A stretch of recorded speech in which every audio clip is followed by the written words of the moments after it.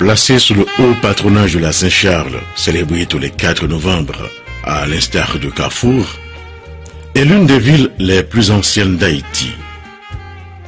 Elle est fondée au tout début du XVe siècle. Elle s'était déjà rendue célèbre de l'arrestation à l'embarcation de Toussaint Louverture pour l'exil en 1802. Cette ville, dotée naturellement d'un port sûr, dont la population est estimée à plus de 300 000 habitants, est connue de presque tous les Haïtiens. Elle a fait l'histoire, elle l'a marqué, et notre goût recherché de la liberté et de l'indépendance y est scellé le 1er janvier 1804. La ville de Gonaïves, toujours à l'avant-garde du changement en Haïti, a sonné le 7 février 1986, le glas de la fin de la dictature. Ainsi, le peuple haïtien a-t-il retrouvé le droit à la parole, le droit à la liberté, une liberté d'expression jalousement gardée aujourd'hui. Un jour à jamais oublié dans notre histoire de peuple, quand Dessalines, le premier jour du premier mois d'une nouvelle année, éleva à Gonaïves tout Haïti tout entière au rang des nations libres et indépendantes.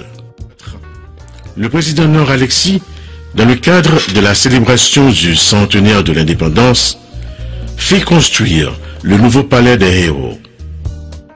Ceci engendra immédiatement la disparition de l'endroit original où Dessalines jura de vivre libre ou mourir. Ce même palais des héros allait être encore un demi-siècle plus tard remplacé par une obélisque, soit en janvier 1954. Occasion oblige, le 150e glorieusement célébré par le président Paul-Eugène Magloire. Gonaïves a connu plusieurs figures historiques. Stéphane Alexis, médecin et écrivain, auteur du roman à sensation Compère Général Soleil. Maurice Sexto, l'un des grands paroliers haïtiens de tous les temps, qui ne se souvient pas de Metzabolbec, de Gomoso, de Tissintanise. Jacques-Édouard Alexis, ancien Premier ministre sous la présidence de René Préval, intellectuel de grand calibre, agronome, professeur et recteur de l'université, ancien candidat malheureux à la présidence d'Haïti en 2010. La diva Emeline Michel, avec un mixage de compas, de rara et de jazz, fait mieux percevoir la musique haïtienne au-delà de nos frontières.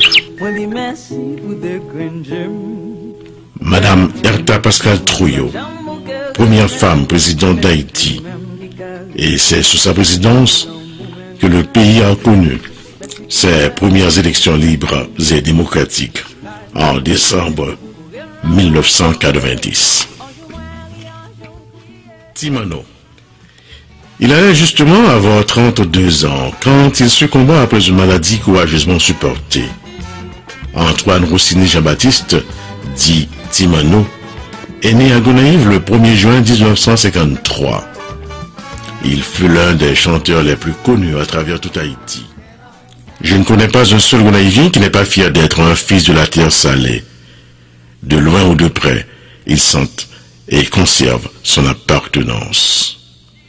Gonaïves, notre ville, notre fierté, le lieu de départ de toute une nation convergée vers la paix et le respect de la dignité de la personne humaine. Gonaïves, à juste titre, mérite fièrement et dignement d'être appelée la cité, le berceau du renouveau et de l'indépendance d'Haïti. CBA. Merci.